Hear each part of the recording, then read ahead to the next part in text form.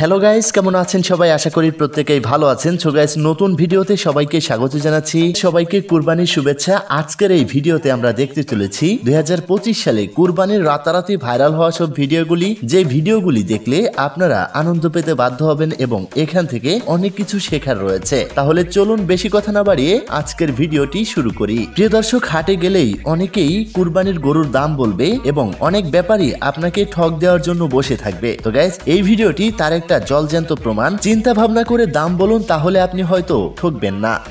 ভাই ফাইজলামি করতে করতে আবার দামাদামি করে লাইছ, তারপরে দিয়া দিলে ঝামেলা পড়ে যাবে। তুই কি আমার বলদ মনে করছিস নাকি? এমন দামি কমু যেই দামে ব্যাপারী দিত না। এই ব্যাপারী সব এগুলোর দাম কত? এটা নিতে হইলে 4,80,000 টাকা ফেবদা গুইনা দিতে হইব। 80,000 দিবেন? रुक तेरे को बताते तेरी माँ। আচ্ছা দেও। দিয়া দেই দিহি রে। এই তুই থাক, আমার আগায় দোস্ত, আমি যাই। না গো, ব্যাপারে সব আমি নিতাম না, আমি মস্করা করছি। ঘন্টায় চায় নাক চেপে পেছন মেরে দেই। বাড়া চোষাগুলো যে কোথা থেকে আসে। তো যাই হোক প্রিয় দর্শক, কুরবানি নিয়ে একে একে কয়েকটি ভিডিও বানিয়েছে ওমর অন ফায়ার। পরপর ভিডিওগুলি আমরা দেখব। আঙ্গ ঈদের গরুর লগে একটা সেলফি ছিল, পোস্ট দিছিলাম যে আলহামদুলিল্লাহ ডান।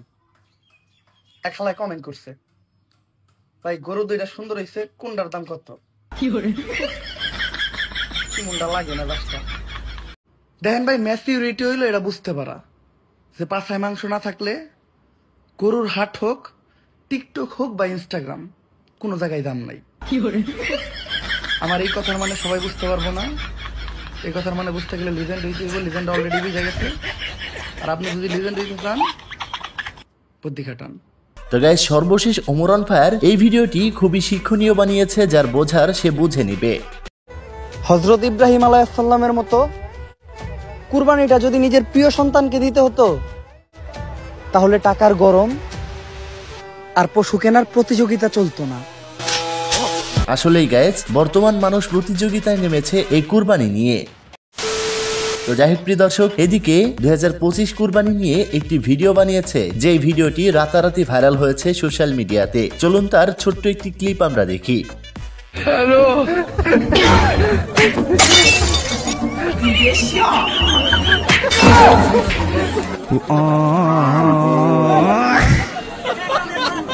গাইস, এই কুরবানি এলেই অসাধু ব্যবসায়ীরা কুরবানির গরুকে ইনজেকশন দিয়ে মোটা তাজাকরণ করে, তারপরে গরুগুলি মারা যায়। গাইস, এতে হয়তো যেই ব্যক্তি গরু কেনে সে ঠকে, না হলে যে ব্যক্তি ইনজেকশন দিয়েছে তার কাছে থাকা অবস্থায় মরে গেলে সে ঠকে যায়।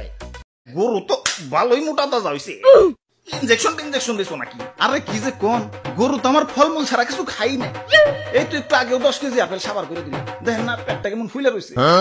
হালার খামারি ইনজেকশন দিয়ে ফুলিয়ে এখন কইতেছ 10 কেজি আপেল খেয়ে পেট ফুলাইছে। কি বিশ্বাস? প্রিয় দর্শক, কুরবানির ঈদ আসলেই চোরের উপদ্রব বেড়ে যায়। পকেট মার থেকে শুরু করে গরু চুরি পর্যন্ত। তো গাইস, এই গরু চুরি নিয়ে নতুন একটি ফানি ভিডিও বানিয়েছে এই দুই ভদ্রলোক। চলুন সেই ভিডিওটি আমরা দেখি। কুরবান আসলে মনে হয় মানুষ দিনে ঘুমায়। শালার যখনই রাতে চুরি করতে যায় তখনই দেখি কেউ না কেউ জাগন। তো কেউ না কেউ জাগন থাকতো না, তুই চুরি করবি আর হাতে কি সাইকে ঘুম যাবো? হাতে সাইকে ঘুম যাবো না? বছরে এই ব্যবসা একবার হাতে সাইকে না ঘুম গেলে আর ব্যবসা চলবো নি। আর এক নাই, এই শোন নাই, চুরি করে কল লাগে না? তো চুরি করতে তুই কি চুরি করতে যাস? গরু চুরি করতাম না, তুই বুঝছ না বেড়া? তো গরু চুরি করবার গেছে বছর না তোর মাইছে। এই মাইটাই খাই হইলে তোর ব্যবসা চালাই যেতে হইব। কারণ চুরি করলে আর ভিডিও তুমি বাড়ে যাবে, তোর ভিডিও তুই বাড়ে যাবে না। তো যাই হোক প্রিয় দর্শক, এদিকে রাতারাতি ভাইরাল হয়েছিল দীপ্ত টিভির এই ভিডিওটি।